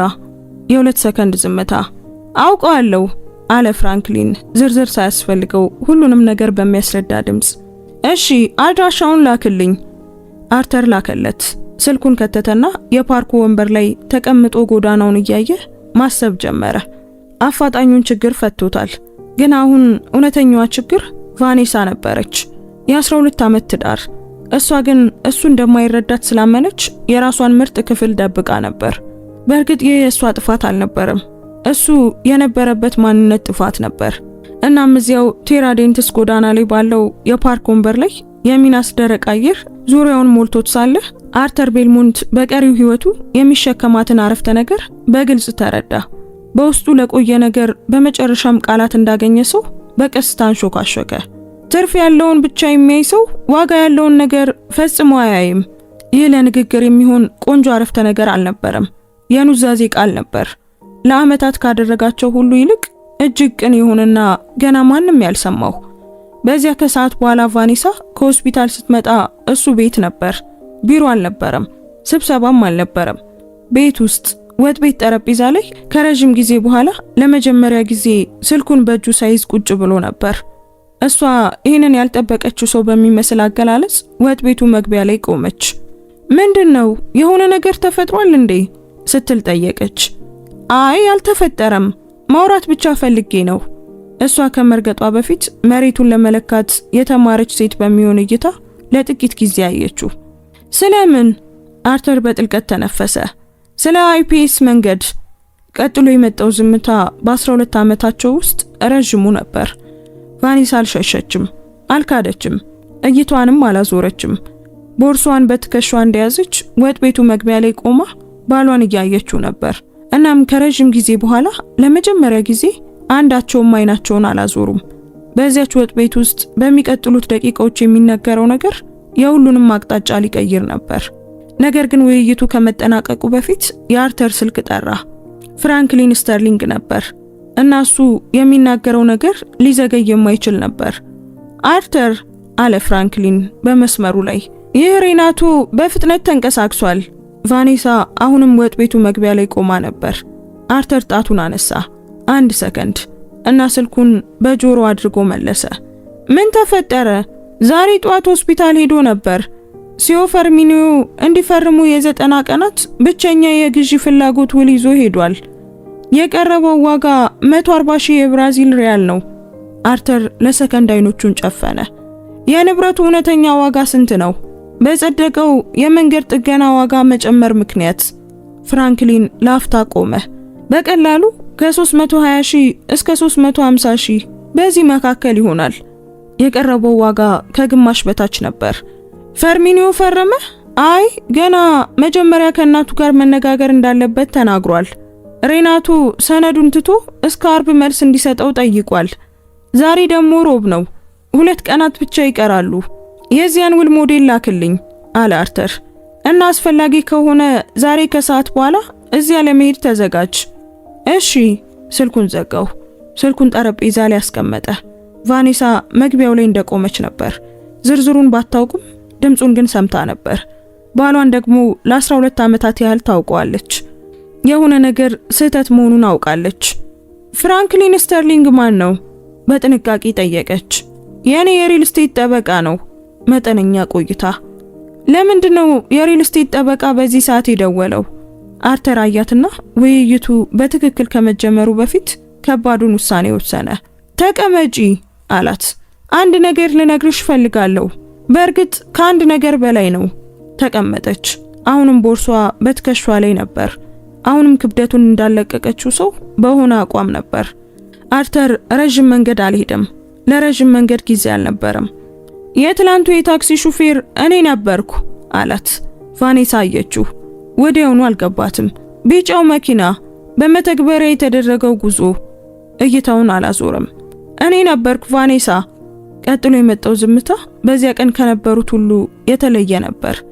ቫኔሳ ነገሩን ለማሰላሰል ለጥቂት ሰኮንዶች ሳትንቀሳቀስ ቀረች። የገባትን ቅጽበት አየው። አይኖቿ በትንሹ ተከፈቱ። ቅንድቦቿ ተገጣጠሙና ከዚያ ሊገልጸው የማይችለው ስሜት ፊቷ ላይ ታየ። ቁጣ፣ ሀፍረት አልነበረም። ይበልጥ ውስብስብ፣ ይበልጥ ጥልቅ የሆነ ነገር ነበር። ስትከታተለኝ ነበር ማለት ነው አለች። አዎ። ለምን ያህል ጊዜ? ለ3 ሳምንት ያህል። ትናንት መኪና ውስጥ ካንቺ ጋር ስገባ የመጀመሪያዬ ነበር። ጠረጴዛውን አየች። አርተር ቀጠለ። ቁልፉን አገኘሁት፣ አድራሻው ያለበትን ምልክት እና አንቺ በየማክሰኞው ትጠፊ ነበር። ጂም እንደምትሄጂ ትናገሪያለሽ። 3 ጊዜ ወደ ጂሙ ደውያለሁ። በጥልቀት ተነፈሰች። እና እኔን ግን አልጠየከኝም አለች በለሰለሰ ድምጽ። አልጠየቅኩሽም። ለምን? ጥያቄው ቀላል ነበር፣ መልሱ ግን ከባድ። ምክንያቱም ፈርቼ ነበር አለ። እና ደግሞ ደንቆሮ ስለሆንኩ ይሆናል። ቫኔሳ አልሳቀችም፣ ግን የትከሻዋ ጥንካሬ በትንሹ ሲላላ ተሰማት። ጠረጴዛው ላይ ያሉትን የገዛ እጆቿን እያየች ቀረች። እዚያው ቪላ ፓሪሲዳ ውስጥ ልብስ በማጠብ ቀልተው ያየቻቸው፣ ጥፍር ቀለም የሌላቸው፣ የእጅ አንጓ ላይ የሳሙና ምልክት ያለባቸው፣ እሱ ፈጽሞ በጥንቃቄ ያላያቸው እጆች። ለምን ለኔ ያልነገርሽኝም? በጥንቃቄ ጠየቃት። ስለ ዶና ፒያዳዴ፣ ስለ ሁሉም ነገር አመነታች። ቆንጆውን መልስ ትፈልጋለህ ወይስ እውነተኛውን? እውነተኛውን ነው የምፈልገው። አይኖቿን አነሳች። ምክንያቱም በአንድ ወቅት መጀመሪያ ላይ ስለረዳሁት አንድ ቤተሰብ በተመሳሳይ ሁኔታ ልነግር ሞክሬ ነበር። ዶና ፒያዳዴ አልነበሩም፣ ሌላ ሰው። አንተ ግን ሁሉንም ሰምተ እንዲህ አልከኝ። ቫኔሳ እባክሽን በእንደዚህ አይነት ተሳትፎ ላይ ጥንቃቄ ማድረግ አለብሽ። የሁሉንም ሰው ችግር መፍታት አትችይም። ይህ ዘላቂ አይደለም። አርተር ያን የተለየ ውይይት ባያስታውስም ሂደቱን ግን ያስታውሳል። ያንን ወይም ተመሳሳይ ነገር ከአንድ ጊዜ በላይ ማለቱን ያስታውሳል። ከዚያ በኋላ እየደበኩት መጣው፣ ባንዴ ሳይሆን ቀስ በቀስ። ግልጽ ትርፍ ስለሌለው ነገር ለማውራት በሞከርኩኝ ቁጥር ፊት ላይ አንድ ነገር አያለው። ክፋት አልነበረም፣ ፍላጎት ማጣት ብቻ ነበር። ቆም አለች። እና ፍላጎት ማጣት አንዳንዴ ከጭቅጭቅ በላይ ያማል። አረፍተ ነገሩ አየሩ ላይ ቀረ። አርተር በአፓርታማው ውስጥ አንድ ሰው መስኮት የከፈተ ያህል ተሰማው። ንፋስ ገባ፣ ግልጽነት ገባ። ራስን መጠበቅ ሲያቆሙ የሚመጣው ቅዝቃዜ ወደ ውስጥ ገባ። ልክ ነሽ አለ። ክፋት አልነበረም፣ ትኩረት ማጣት ነበር። በመጨረሻም ውጤቱ ግን አንድ ነው። ቫኔሳ ዝም አለች። 2 ኩባንያዎችን የገነቡት ሰንጠረዦችን፣ ውጤቶችን፣ ትርፎችን በማየት ነበር። ይህንን በትክክል ለመናገር ሁለተኛ እድል እንደሌለው በሚያውቅ ሰው በሚሆን ጥንቃቄ እያንዳንዱን ቃል እየመረጠ በቀስታ ተናገረ። እናም ያንን እይታ ሳላውቀው ወደ ቤት ይዤው መጣው። አንቺንም ጨምሮ ሁሉንም ነገር በምታመጡት ግልጽ ውጤት መለካት ጀመርኩ። ይህ አንድ ሰው ለማየት ዓመታት የሚፈጅበትና በመጨረሻም ለማየት ትልቅ ድንጋጤ የሚያስፈልገው አይነት ስህተት ነበር። ድንጋጤው ምን ነበር ስትል ጠየቀችው። ለማታውቂው ሹፌር ለኔ መናገር ያልቻልሽውን ስትነግሪው መስማት። ቫኔሳ ለሰከንድ አይኖቿን ጨፈነች። ስትከፍታቸው ጥጋቸው ላይ እርጥበት ነበር፣ ግን አላለቀሰችም። እሷ በቀላሉ አታለቅስም ነበር፣ ያንን ደግሞ ያውቃል። ግን እዚያ ዳር ላይ እንባዎች ነበሩ። እንደዚህ ይሰማሃል ብዬ አልጠበቅኩም ነበር። እኔም አልጠበቅኩም። ስልኩ ጠረጴዛው ላይ ጠራ። ፍራንክሊን ነበር። አርተር ስልኩን አየ። ከዚያም ቫኔሳን መመለስ አለብህ አለች እሱ ሳይናገር። ይህ ጉዳይ ግን አላበቃም አውቃለሁ። በራሷ ወደ ስልኩ ምልክት አደረገች። በዚህ ጊዜ በስፒከር ላይ አደረገው። ፍራንክሊን ተናገር፣ ሴኦ ፈርሚኒዮ ደውሎልኝ ነበር። ሬናቶ አሁን ወደ ሆስፒታል ተመልሷል። ደንበኛው የዋጋ ማቅረቢያውን ወደ 160,000 ከፍ ማድረጉን፣ ነገር ግን የሚያገለግለው ዛሬ ብቻ መሆኑን ተናግሯል። የውሸት የጊዜ ገደብ ግፊት። ልጁ ተረብሿል። ለመገምገም የሚያስችል ህጋዊ መሰረት የለውም። እናቱም ገና አልነቁም። ቫኔሳ ከወንበሯ ተነሳች። አርተር አያት። ቦርሷን መልሳ በትከሻው ላይ አድርጋ ነበር። አብሬ እመጣለሁ አለች። ጥያቄ አልነበረም። ሆስፒታል በ12 ደቂቃ ውስጥ ደረሱ። ሴኦ ፈርሚኒዮ በሁለተኛው ፎቅ መተላለፊያ ላይ ባርኔጣውን ጭኑ ላይ አድርጎ በፕላስቲክ ወንበር ላይ ተቀምጦ ነበር። ቫኔሳን ሲያይ የሚያውቀውን ሰው እንደሚጠብቅ ሰው በችኮላ ተነሳ። አርተርን ከጎኗ ሲያይ ቆመ። ይህ ባሌ ነው አለች ቫኔሳ በቀላል ሁኔታ። ሴኦ ፈርሚኒዮ አርተርን በፍጥነት በሚለካ በሚናስ ግዛት አገላለጽ አየው። አርተር እጁን ዘረጋ። አርተር ቤልሞንት፣ ጠበቃዬ እየመጣ ነው። ሰውየው እጁን በኃይል ጨበጠው። እዚህ የመጣው ጠበቃ ሬናቶ፣ ሴኦ ፈርሚኒዮ ጀመረ። አውቀዋለሁ አለ አርተር፣ እና ምን እያደረገ እንደሆነም አውቃለሁ። ፍራንክሊን ከ20 ደቂቃ በኋላ ከፎልደርና በግልጽ ከሚታይ የህግ ባለሙያዎች ማህበር ኦኤቢ ባጅ ጋር ብዙ አስቸጋሪ ክፍሎች ገብቶ በድል የወጣ ሰው በሚመስል አቋም ደረሰ። የሬናቶን ውል በ6 ደቂቃዎች ውስጥ አነበበው። አንቀጽ 8 አለ ወረቀቱን እያመለከተ። እዚህ ጋር ሻጩ ከውሉ ቢወጣ ከተስማማበት ዋጋ 30% ቅጣት እንደሚከፍል ያስቀምጣል። ይህ ወጥመድ ነው። ፈርመ በኋላ ብትጸጸት 48,000 ሪያል ዕዳ ይኖርብሃል። ሴኦ ፈርሚኒዮ ፊቱ ገረጣ። ግን እሱ እኮ ፍላጎት ብቻ ነው ያለው። የቅጣት አንቀጽ ያለበት የፍላጎት ውል ነው። ፍራንክሊን ለዓመታት ይህንን ሲያስረዳ በቆየ ሰው ትዕግስት መለሰ። አልፈረምክም፣ ስለዚህም ሁሉ ነገር ደህና ነው። ግን ያለ ገለልተኛ ምክር ምንም ነገር አትፈርም፣ ምንም ነገር። ሰውየው ቫኔሳን አየ፣ ከዚያም አርተርን። ለምንድን ነው ይሄንን የምታደርጉት ሲል በእውነት ባልገባው ሰው ድምጽ ጠየቀ። ቫኔሳ ለመመለስ አፏን ከፈተች። ነገር ግን አርተር ለረጅም ጊዜ ሲፈልጋቸው የነበሩትን ትክክለኛ ቃላት በመጨረሻም ባገኘ ሰው ጥንካሬ ቀድሞ ተናገረ። ትርፍ ያለውን ብቻ የሚያይ ሰው ዋጋ ያለውን ነገር ፈጽሞ አያይም። ሴኦ ፈርሚኒዮ ሙሉ በሙሉ ሳይረዳው አየው። ቫኔሳ ግን ገባት። ባሏን ለዓመታት ባላየችው አገላለጽ አየችው። ምስጋና አልነበረም፣ እንዲሁ ዝም ብሎ እውቅና መስጠት ብቻ ነበር። በመጨረሻም በሆስፒታሉ ሁለተኛ ፎቅ መተላለፊያ ላይ በጸረ ተዋሲያን ሽታና በብርድ የፍሎረሰንት መብራት ስር አርተር ቤልሞንት ከረጅም ጊዜ በኋላ ለመጀመሪያ ጊዜ የሚስቱን እጅ ያዘ። እንደ ታሰበበት ምልክት ሳይሆን እንደ ስሜት። እሷም እጇን አላነሳችም። ነገር ግን ታሪኩ ገና አላበቃም ነበር። ምክንያቱም ሬናቶ ሽንፈትን በዝምታ የሚቀበል ሰው አልነበረም። በሚቀጥሉት ሰዓታት የሚያደርገው ነገር ከአርተር በገንዘብ የማይገዛው ነገር፣ ከቫኔሳ ደግሞ ያላትን ያላወቀችውን ድፍረት የሚጠይቅ ነበር።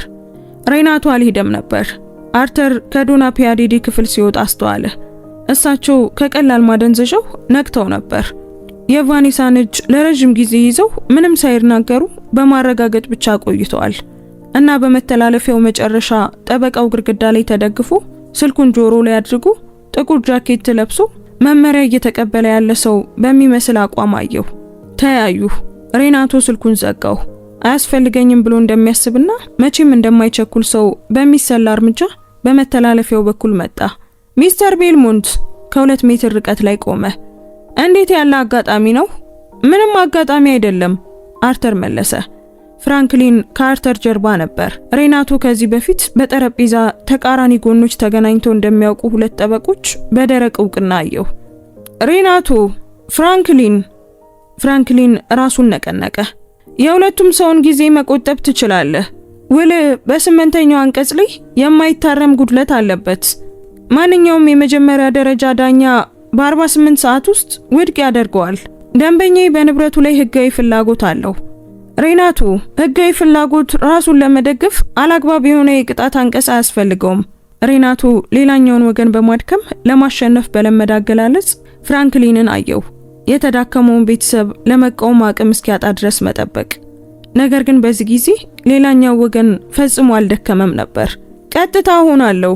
አርተር በመተላለፊያው ውስጥ እንዳይሰማ ድምጹን ዝቅ አድርጎ ተናገረ።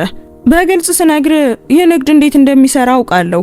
የአረጋዊ ንብረት፣ መመሪያ የሌለው ወራሽ፣ የውሸት ጊዜ ገደብ፣ ጥሩ የሚመስል ግን ከእውነተኛው ዋጋ ግማሽ በታች የሆነ የዋጋ ማቅረቢያ። ሬናቶ አልመለሰም። ከዚህ ሆስፒታል ትወጣለህ፣ አርተር ቀጠለ። እናም ለደንበኛ የቤተሰብ አሁን ያለ ገደብ ነፃ የህግ አማካሪ እንዳለው እና ማንኛውም የሚመጣ ዋጋ ማቅረቢያን በገለልተኛ የግምገማ ሪፖርትና በእውነተኛ የትንታኔ ጊዜ እንደሚገመግም ትነግረዋለህ። በአዋቂ ወገኖች መካከል የሚደረግ ድርድርን መከልከል አትችልም። አልችልም፣ አርተር ተስማማ። ነገር ግን ይህ አዋቂ ወገን ከመፈረሙ በፊት ምን እየፈረመ እንደሆነ በትክክል ማወቁን ማረጋገጥ እችላለሁ። ላፍታ ቆመ። ይህ ደግሞ ሁሉንም ነገር ይለውጣል አይደል? ሬናቶ ለረጅም ጊዜ አየው። ከዚያም ፍራንክሊንን አየ። ከዚያም ባዶውን የሆስፒታል መተላለፊያ አየና እንደሱ ያሉ ሰዎች መሬቱ ያለ ማስጠንቀቂያ እንደተቀየረ ሲረዱ የሚያደርጉትን አደረገ። ፊቱን አስተካከለ። ጃኬቱን ወጠረና ማፈግፈጉ የታቀደ በማስመሰል በሰው ሰራሽ ክብር አፈገፈገ። ለደንበኛ ያሳውቃለሁ። አዎ ያንን ብታደርግ ይሻላል፣ አርተር መለሰ። ሬናቶ ወደ ኋላ ሳይመለከት በመተላለፊያው በኩል ሄደ። ፍራንክሊን እስከ ጥግ እስኪታጠፍ ድረስ ጠበቀ። እንዲሁ በቀላሉ አይተውም አለ በዝቅተኛ ድምጽ። አውቃለሁ፣ አሁን ግን የሌላኛው ወገን ብቻውን እንዳልሆነ ያውቃል። አርተር ወደ ዶና ፒያዴዴ ክፍል ተመለከተ። ለአሁኑ ይህ ይበቃል። በክፍል ውስጥ ቫኔሳ አሁንም ካልጓ አጠገብ ተቀምጣ ነበር። ዶና ፒያዴዴ ልክ አርተር እንደገመተው ነበሩ። ትናንሽ ስስ ነጭ ጸጉር ያላቸው፣ እንደ ነቁ ወዲያውኑ ፊታቸው ላይ ያደረጓቸው ወፍራም መነጽሮች። ያለ መነጽሩ ዓለም ትርጉም የማይሰጥ ይመስል ነበር። የቀኝ የሰውነታቸው ክፍል አሁንም በቀድሞ ስትሮክ ምክንያት ውስን ነበር። ነገር ግን አይኖቻቸው ሙሉ በሙሉ ሕያው ነበሩ። ብዙ የኖረና ሁሉንም ነገር የሚያስተውል ሰው አይኖች። እሱ ሲገባ አዩት፣ በጥርጣሬ ሳይሆን በጉጉት። ይህ ባልሽ ነው ሲሉ ቫኔሳን በጎረነነ ድምጽ ጠየቁ። አዎ ቫኔሳ መለሰች። ዶና ፒያዴዴ አርተርን ለጥቂት ጊዜ አጠኑት። የእልህኛ ሰው ፊት አለው አሉ እሳቸው። ቫኔሳ እንዳትስቅ አይኖቿን ጨፈነች። አርተር ሳያውቀው የከንፈሩ ጫፍ ወደ ላይ ሲወጣ ተሰማው። አልተሳሳቱም አለ። ሲዮ ፈርሚኒዮ ወዲያውኑ ገባ። ሌሊቱን ሙሉ በድንጋጤ አድሮ አሁን በትክክል መተንፈስ እንደቻለ ልጅ በዝምታ እፎይታ እናቱን እያየ በሩ ላይ ቆመ።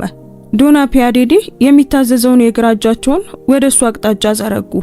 ወደዚያ ሄደ። ያዘው። ምንም አልተናገረም። በእርግጥ ምንም መናገርም አያስፈልግም ነበር። አርተር ያንን ትዕይንት ተመልክቶ በትክክል ስም ሊሰጠው ያልቻለው ነገር ተሰማው። ከክፍሎች የተዋቀረ ነበር። በጠፋ ጊዜ የተሰማ ጸጸት፣ አሁን እዚያ በመኖሩ የተሰማ ምስጋና እና ግድ የማይሰጡ ነገሮች ከመንገድ ሲወገዱ ስለሚቀረው ዋና ነገር አዲስ ግልጽነት። ዝምታውን የሰበሩት ዶና ፒያዴዴ ነበሩ። በጎረነነ ግን ጠንካራ ድምጽ ቫኔሳን እያዩ ባልሽን ይዘሽ መጣሽ አይደል አሉ አሮጊቷ። ያለ ፍርድ እንደ እውነታ ብቻ። ቫኔሳም አርተርን አየች። ዘግይቷል፣ ግን ቢሆንም ደርሷል። ከሆስፒታል ሲወጡ ፀሐይ ዝቅ ብላ ነበር። ጥላዎችን የሚያረዝምና ሁሉንም ነገር በደማቅ ብርቱካናማ ቀለም የሚቀባ ያ የከሰዓት በኋላ ብርሃን። አርተር ማስተዋል ካቆመ ምን ያህል ጊዜ እንደሆነ ሊናገር የማይችለው የሚናስ ግዛት በጣም ቆንጆ ብርሃን። በመኪና ማቆሚያ ውስጥ ሴዮ ፈርሚኒዮ ተከተላቸው። ቆይ አንዴ ብሎ ተጣራ። በሁለቱ ፊት ቆመ። ባርኔጣው እንደገና በእጁ ላይ ነበር። ክብሩን የሚገልጽበት መንገዱ ነበር። አርተር ያንን አስተውሏል። ሲደሰት ሁል ጊዜ ባርኔጣውን ያነሳ ነበር። እንዴት እንደማመሰግን አላውቅም አለ መጀመሪያ ቫኔሳን፣ ከዚያም ደግሞ አርተርን እያየ። በየማክሰኞ እዚህ ትመጫለሽ? ወደ 1 ዓመት ሊሆን ነው። መቼም ግን ምንም ጠይቀሽ አታውቂም። ምንም እንድከፍልሽ ፈቅደሽ አታውቂም። ቆመ። እናቴ በየሳምንቱ ስምሽን ታነሳለች። ይህ ለሷ ምን ያህል ዋጋ እንዳለው አታውቂም። የቫኔስ አይኖች ያበሩ ነበር። ለኔ ምን ያህል ዋጋ እንዳለው አውቃለሁ አለች፣ ምንም እንኳን ሁሉም ነገር ቢኖርም በጠንካራ ድምጽ። ሴዮ ፈርሚኒዮ አርተርን አየው። እና እርሶ ደግሞ ድንገት መጥተው መምጣቱን እንኳን የማላውቀውን ነገር ያዙልኝ። እጁን ዘረጋ። ጥሩ ሰው ነህ። አርተር እጁን ጨበጠው። አባቴም ቢሆን የሚያስተምረው ያንኑ ነበር አለ ሴዮ ፈርሚኒዮ። አዎ እውነት ነው። በመጨረሻም አንድ ሰው ያለ ማብራሪያ ተረድቷል በሚል ስሜት በደስታ ራሱን ነቀነቀ። ወደ ቤት በሚመለሱበት መንገድ መኪና ውስጥ ለጥቂት ጊዜ ዝም አሉ። ያለፉት ወራት አይነት ከባድ ዝምታ አልነበረም። ይህ የተለየ ንጹህ የሆነ አብረው የሆነ ነገር አሳልፈው የደረሰውን ነገር ስፋት በማብሰልሰል ላይ ባሉ ሰዎች መካከል የሚኖረው አይነት ዝምታ ነበር። ቫኔሳ በመስኮት በኩል እያየች ነው። ከተማዋ በውጪ በኩል ታልፍ ነበር። መንገዶች፣ መብራቶች ሲበሩ፣ ልጆች ከትምህርት ቤት ሲመለሱ፣ የእግረኛ መንገድ ላይ ሞቅ ያለ ብርሃን ያላቸው ዳቦ ቤቶች። ሆስፒታል እያለን ያልከው ነገር አለች ከጥቂት ጊዜ በኋላ። የትኛው? ትርፍ ያለውን ብቻ የሚያይ ሰው ዋጋ ያለውን ፈጽሞ አያይም። አርተር ፊት ለፊት እያየ ነበር። ይሄንን ከየት አመጣኸው? አለች። ለሰከንድ አሰበ። ከአባቴ ነው። ሁልጊዜም የሱ ይመስለኝ ነበር። እኔ ግን ለመረዳት ዘገየው። ቫኔሳ ዝም አለች። ከዚያም ሴዮ ዊልሰን በመገረም አያት። ስለሱ በአንድ ወቅት ነግረኸኛል ልበል? አለች። ልክ መጀመሪያ አካባቢ ገና ሌሊቱን ሙሉ ቁጭ ብለን በምናወራበት ጊዜ መንገድ ዳር ለተቸገረ እንግዳ ሰው ለመርዳት የጭነት መኪናውን ያቆም እንደነበር ተናግረሃል። ቆም አለች። ሁልጊዜ በዚህ እንደምትኮራ አስብ ነበር።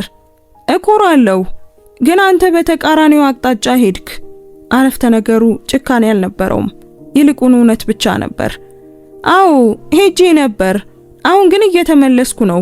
እጇን በማርሽ ሊቨሩ ላይ ባለው እጁ ላይ አሳረፈች። በቀስታ ክብደቱን ሙሉ በሙሉ ከመጫኗ በፊት እንደምትለካ ሰው በጥንቃቄ እጁን ገለበጠና እጇን ያዛት። ቤት እስኪደርሱ ድረስ ሌላ ምንም ነገር አልተባባሉም። አያስፈልግም ነበር። በዚያ ምሽት በወራት ውስጥ ለመጀመሪያ ጊዜ ሁለቱም ሌሊቱን ሙሉ ቁጭ ብለው ሲያወሩ አደሩ። ስለ ኩባንያ፣ ስለ ሂሳብ፣ ስለ እቅድ አልነበረም። ስለ ውጤትም አይደለም። ስለ ዶና ፒያዳዴ ሁሉንም ነገር ነገረችው። በአንድ የዝናብ ቀን መድኃኒት ቤት ፊት ለፊት እግረኛ መንገድ ላይ ወድቀው እንዴት እንዳገኘቻቸው፣ ስትሮክ እንቅስቃሴያቸውን ሳይገድበው በፊት እንዴት እስከ ቤት እንደሸኘቻቸው፣ ዶና ፒያዳዴ እንዴት ቡና አፍልተው የህይወት ታሪካቸውን በ40 ደቂቃ ውስጥ ለዚያች የተለየች አድማጭ እንደጠበቁት ሁሉ እንደነገሯት፣ ቫኔሳ በሚቀጥለው ሳምንት እንዴት እንደተመለሰች እና በሚቀጥለውም እና ቀጥሎ ባለውም አርተር ሁሉንም ነገር ሰማ። አስተያየት ሳይሰጥ፣ ዘላቂነቱን ሳያሰላ፣ ይበልጥ ቀልጣፋ አማራጭ ሳይጠቁም ብቻ ዝም ብሎ ሰማት። እሷ ስትጨርስ እሱ ስለ ቢጫው መኪና፣ ስለ መጠጥ ቤቱ ቡና፣ ስለ ሴዮ ፈርሚኒዮ ባርኔጣው ሲጨመቅ፣ ስለ ሬኔቶ መኪና ታርጋ፣ ስለ ቴራዴንትስ ጎዳና የፓርክ ወንበር፣ የገዛ ስህተቱን ስፋት፣ በመጨረሻም ስለተረዳበት ቦታ ነገራት።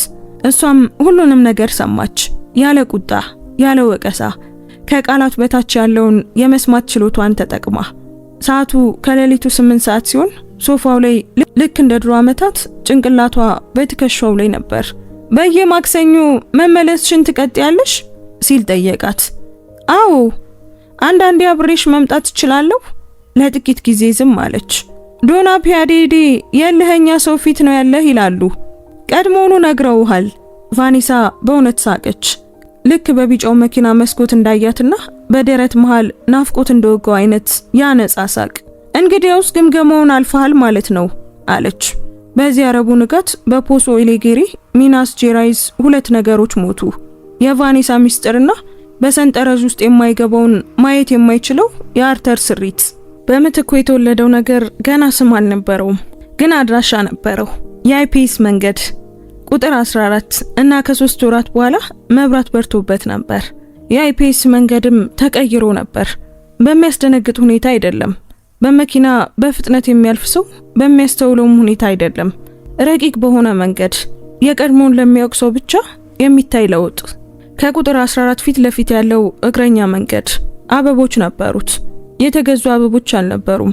ሴኦ ፈርሚኒዮ ቅዳሜ ጧት በድጋሚ ጥቅም ላይ ከዋለ እንጨት በሰራው የአበባ መትከያ ውስጥ የነበሩ አበቦችና ቅመማ ቅመሞች ነበሩ። እናቱ በትክክል የሚፈልጉትን በሚያውቅ ሰው ጥንቃቄ በመስኮት በኩል እየመሩት የሰራው። ዶና ፒያዳዴ ከሆስፒታል ከወጡ ከ10 ቀናት በኋላ ወደ ቤት ተመልሰው ነበር። ከበፊቱ በበለጠ ጠንካራ ነኝ ይሉ ነበር።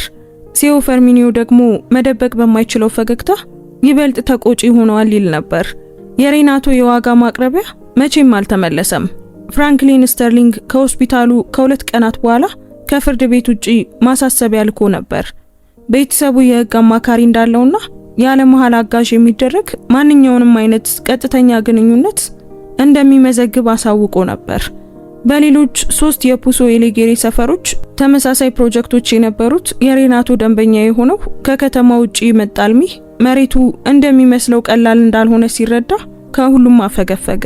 አንዳንዴ በአድሎና በሌላ ታሪክ መካከል የሚቆመው ብቸኛው ነገር በትክክለኛው ጊዜ ምን ማድረግ እንዳለበት የሚያውቅ ሰው መታየት ነው። በዚያች በተለየች ማክሰኞ ከሁሉም ነገር ከ3 ወራት በኋላ አርተር ከሰዓት በኋላ በ8 ሰዓት በአይፒኤስ መንገድ ደረሰ። መኪናውን አቆመ። ከሁሉም በኋላ ወደ ኩባንያው ግቢ የመለሰው ቢጫው መኪና ዛሬ የለም። ይልቁኑ ሁልጊዜ የሚነዳውን መኪና ያለምንም መደበቂያ፣ ያለ ባርኔጣ፣ ያለ ፀሐይ መነጽር ነበር። እሱ ብቻ ነበር። ምክንያቱም ቫኔሳ ቀድማ እዚያ ነበረች። በፈጠሩት ግሩፕ ላይ የላከችውን መልእክት አይቶ ነበር። ደርሻለሁ፣ ዛሬ በጥሩ ስሜት ላይ ናት፣ ተጠንቀቅ የሚል የሳቅ ኢሞጂ ነበረው። አሁን ግሩፕ አላቸው። ቫኔሳ፣ አርተር፣ ሴኦ ፈርሚኒዮ እና ሌሎች 3 የሰፈሩ ሴቶች። ስለ ዶና ፒያዳዴ ታሪክ በቪላ አፓሪሲዳ በአፍ ለአፍ ከተወራ በኋላ ማክሰኞ መታየት የጀመሩ ሰዎች በውስጥ ክፍለ ሀገር ታሪኮች እንደሚወሩት በቀስታ በዝርዝር ሁሉንም ሰው በሚያዳርስ ሁኔታ ማንም እንዲገቡ አልጠየቃቸውም። በራሳቸው ይመጡ ነበሩ። አርተር ከቁጥር 14 ፊት ለፊት እጁን አጨበጨበ። ኢዛቤላ የምትባለው ቢጫ ልብስ የለበሰችው ልጅ አርተር እንዳወቀው ከእናቷ ጋር ጎረቤት የምትኖረው ማንኛውም አዋቂ በሩ ላይ ከመድረሱ በፊት ከፈተች። በዚህ ጊዜ ግን አረንጓዴ ልብስ ለብሳ ነበር፣ ግን ያው 2 ጉንጉን ጸጉር ነበራት። ሚስተር አርተር ብላ ጠራችው። ጉብኝቱ የሳምንቱ ምርጥ ክስተት እንደሆነ ሁሉ ኢዛቤላ እናትሽ ለማታውቂው ሰው በሩን እንደምትከፍቺ ግን ታውቃለች? እርሶ እኮ እንግዳ አይደሉም አለች በ8 ዓመት ልጅ የማይናወጥ አመክንዮ። እዚህ 3 ጊዜ መጥተዋል። አርተር ምንም መከራከሪያ አልነበረውም። ቤት ውስጥ ዶና ፒያዳዴ በመስኮቱ አቅራቢያ ባለው ወንበር ላይ በመነጽራቸው በውጭ የሚታየው የአበባ መትከያን እያዩ ሶአ ፈርሚኒዮ የአውሮፕላን ማረፊያ ድምጽ የሚለውን እሳቸው ግን መደበኛ ድምጽ የሚሉትን ቴሌቪዥን ከፍተው ተቀምጠው ነበር። ቫኔሳ ወጥ ቤት ነበረች። የባቂላና የቋንጣ ሽታ ሁሉንም ቦታ ወርሶታል። ዳቦውን አምጥተሃል? ሳትታይ ተጣራች። አምጥቻለሁ። ከረጢቱን ከፍ አደረገ። የአይብ ዳቦ ነው ወይስ ተራ ዳቦ? ሁለቱንም አምጥቻለሁ። ጥሩ። ዶና ፒያዳዴ አርተርን ስሜታዊ መስሎ መታየት በማይፈልጉበት ጊዜ በሚጠቀሙበት አይነት የዝምታ ይሁንታ አገላለጽ አዩትና እየተማረ ነው አሉ። ትንሽ ቆይተው ሁሉም ጠረጴዛ ላይ ተቀመጡ። ሴኦ ፈርሚኒዮ ከስራ ቀድሞ መጥቶ ነበር። አርተር ሰምቶት በማያውቀው ነገር ግን ቪላ አፓሪሲዳ በጣም በቁም ነገር በሚመለከተው የማዘጋጃ ቤት በዓል ምክንያት ጋራዡ ቀድሞ ተዘግቶ ነበር። ኢዛቤላ እናቷ ዶና ክሊዮኒዮስን ይዛ መታ ነበር። የ30 ዓመት ገደማ ሴት፣ ብዙ ከሚሰራና በተመሳሳይ ጊዜ ብዙ ከሚወድ ሰው በሚመጣ ያ ቆንጆ ድካም የሚታይባት። ባቂላና ቋንጣ፣ ሩዝ፣ ጎመን፣ አይብ በዳቦ፣ ተራ ዳቦ እና ዶና ፒያዴዴ ራሳቸው የሰሩት ፋሮፋ። ቫኔሳ ከጎናቸው ሆና የሚታዘዘውን እጃቸውን ይዛ መጥበሻውን ስትይዝላቸው እሳቸው በደህና እጃቸው አማሰሉት። እንዲህ ሲሆን ጣዕም ይኖረዋል ብለው ነበር። ዶና ፒያዴዴ ፋሮፎ ሲያልቅ ማንም አልተከራከረም። በምሳው መሃል ሲዮ ፈርሚኒዮ ያለምንም ስነ ስርዓት የጭማቂ ብርጭቆን አነሳ። ያለ ተዘጋጀ ንግግር ጭብጨባ ማድረግ ፈልጋለሁ አለ በቀላሉ። ሁሉም ሰው ብርጭቆን አነሳ። ኢዛቤላም ጭምር በጣም አጥብቃ በጠየቀችውና ማንም ሊከለክላት ባልደፈረው የግሮሰሊያ ብርጭቆ። ለሚመጡት ሰዎች አለ ሲዮ ፈርሚኒዮ በትክክለኛው ጊዜ ሳይጣራ። ዶና ፒያዴዴ በግራ እጃቸው ብርጭቆን አነሱ። በወፍራም መነጽራቸው በስተጀርባ አይኖቻቸው ያበሩ ነበር። ምንም አልተናገሩም። መናገርም አያስፈልግም። ከምሳ በኋላ ሴቶቹ በደመቀ ወሬ እቃ እያጠቡ፣ ሲዮ ፈርሚኒዮ ደግሞ መፍታት ያልቻለውን የቤት ውስጥ የኤሌክትሪክ ሽቦ ችግር ለአርተር እያሳየው ሳለ ኢዛቤላ የአርተርን ሸሚዝ እጅ ጎተተችው። እሱም ወደ እሷ ደረጃ ዝቅ አለ። እርሶ ሀብታም ኖት ስትል ጠየቀችው። ይህ ተገቢ ያለመሆኑን ገና ባልተማረች ሕፃን ቀጥተኛነት። አርተርም አያት። ሀብታም ማለት በምን ላይ የተመሰረተ ነው አላት። አላስፈላጊ የፍልስፍና ጥያቄን እያጤነች ባለች ሰው ፊት ለሰከንድ አሰበች። ብዙ ገንዘብ አሉት? አዎ አለኝ። እና ደስተኛ ኖት? አርተር ለጥቂት ጊዜ ዝም አለ። የቫኔሳ ድምጽ ከዶና ክሊኒዮስና ከውሃው ድምጽ ጋር ወደሚቀላቀልበት ወጥ ቤት ተመለከተ። በመጨረሻም ክብደቱን የሚጋራው ሰው በማግኘቱ እፎይታ ታይቶበት የኤሌክትሪክ ሽቦን ወደሚያሳየው ሲዮ ፈርሚኒዮ ተመለከተ። በመስኮቱ አቅራቢያ ወንበር ላይ ተቀምጠው በውጭ አበባ መትኪያው በውስጥ ደግሞ የአውሮፕላን ማረፊያ ድምጽ ያለውን ቴሌቪዥን እያዩ ያሉት ዶና ፒያዴዴን ተመለከተ። እየሆንኩ ነው፣ ደስተኛ እየሆንኩ ነው አላት። ኢዛቤላ መልሱን አጤነችው። ጥሩ ነው ብላ ጸደቀችና አርኪ ኦዲት እንዳጠናቀቀች ሰው በራስ መተማመን ሄደች። ከሰዓት በኋላ ሊወጡ ሲሉ ዶና ፒያዴዴ የአርተርን የእጅ አንጓ ያዙ። የምትታዘዘውን የግራ እጃቸውን፣ ትንሿ ደመላሾች የታዩባት በ81 ዓመታቸው ውስጥ ብዙ ነገር የጨበጠችውን የሚያስደንቅ ጥንካሬ ያላቸውን እጃቸውን ዝቅ አለ። ብዙ ነገር ባዩና ምንም ባረሱ አይኖቻቸው ለጥቂት ጊዜ አዩት። ተንከባከባት አሉ በዝቅተኛ ድምጽ። ትዕዛዝ አልነበረም፣ ጥያቄም አልነበረም። ህይወቷን ሙሉ ሰዎች ሲያልፉ አይታ ያሳለፈችና ጊዜ እንደሌላት በምታውቅ ሴት የተሰጠ እውቅና ነበር።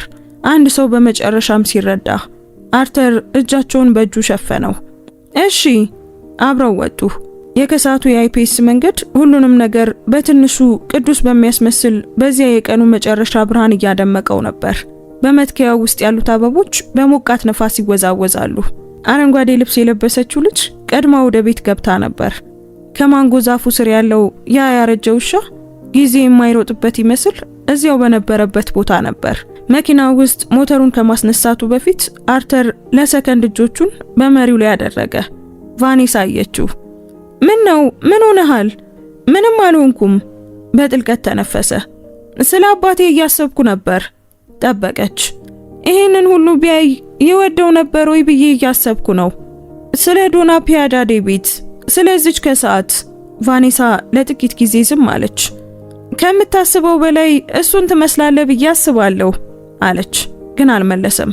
በዚህ ጊዜ እሷ ትክክል መሆኗን ለማወቅ ሰንጠረዥ አያስፈልገውም። ሞተሩን አስነሳው እና መኪናው በቀስታ ከአይፒኤስ መንገድ ሲወጣ ዝቅ ያለችው ፀሐይ የመኪናውን መስታወት በብርቱካናማ ቀለም ስትቀባውና በመትከያው ውስጥ ያሉት አበቦች በኋለኛው መስታወት በኩል እየራቁ ሲሄዱ ያረፍተ ነገር ተመለሰ። በድምጽ ሳይሆን በውስጥ በእውነት የተማርናቸው ነገሮች ተቀምጠው በሚቀሩበት በዚያ ቦታ ትርፍ ያለውን ሰው ብቻ የሚያይ ሰው ዋጋ ያለውን ነገር ፈጽሞ አያይም። ሲዮ ዊልሰን ቤልሞንት የፓቶስ ዶሚናስ የጭነት መኪና አሽከርካሪ፣ ምንም አይነት ምላሽ ሳይጠብቅ ለተቸገሩ ለመርዳት መንገድ ዳር የሚቆመው። ያንን ከሰዓት በኋላ ቢያየው ኖሮ ይረዳው ነበር።